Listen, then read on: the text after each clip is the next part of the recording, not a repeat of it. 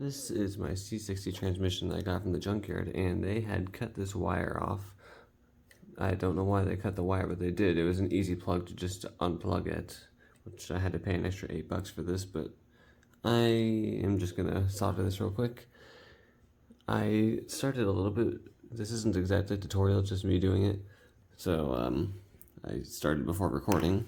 I have the solder, I have the solder, I have the, I'm not using that. I was going to use crimp connectors, but I decided not to.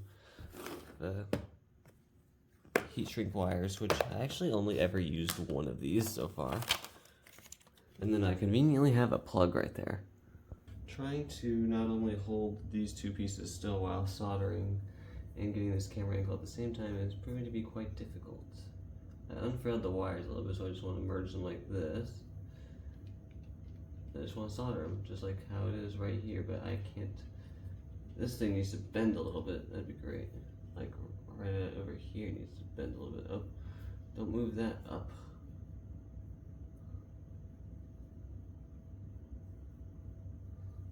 Can I like put this somewhere right about there. Hold you down.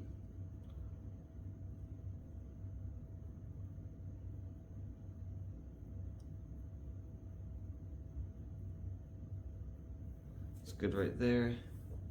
And then solder.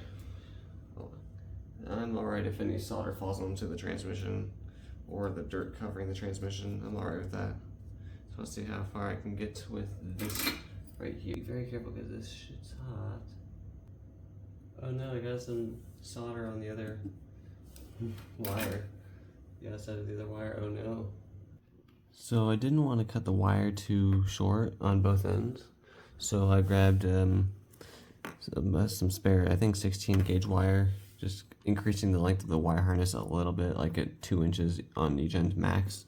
Soldered it down here, and not the worst solder I've ever done, but also got these larger heat shrink wires.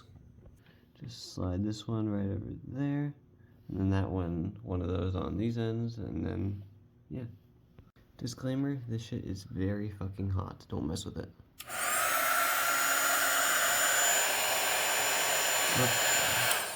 I already fucked up. Yeah. I just had to grab the full size one. More of I did not cut it down to size.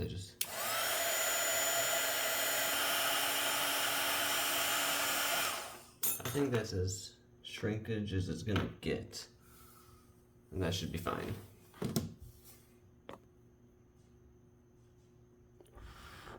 I also do want to continuity test this wire. Got the multimeter set to continuity.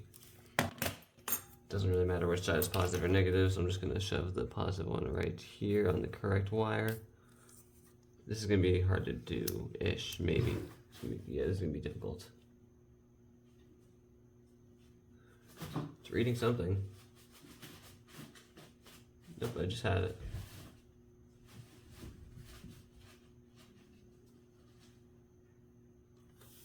It's giving me continuity, so this worked. This works. Alright, method to my madness. I got the rest of it mostly done. The continuity test does read correctly, so I want to just... I'm doing this so wrong. So, here's my next genius plan. I took away these and modified it, or just cut it up to get the little metal piece itself out. And now I'm just gonna crimp these two pieces together and have fun. I am not good at soldering two individual wires like this together, so this is my next best solution. I know it's a little bit on the, I guess you could call it the lazy side, but it's what I found to work.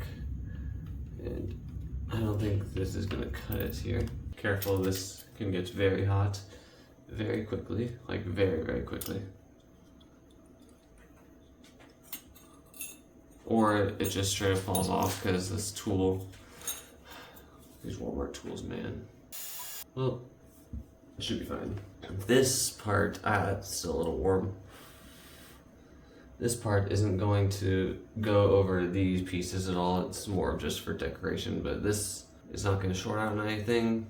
These 3 points are soldered. This point is crimped, but it does read continuity from these points down to these points and then onward. So I'd call that fixed.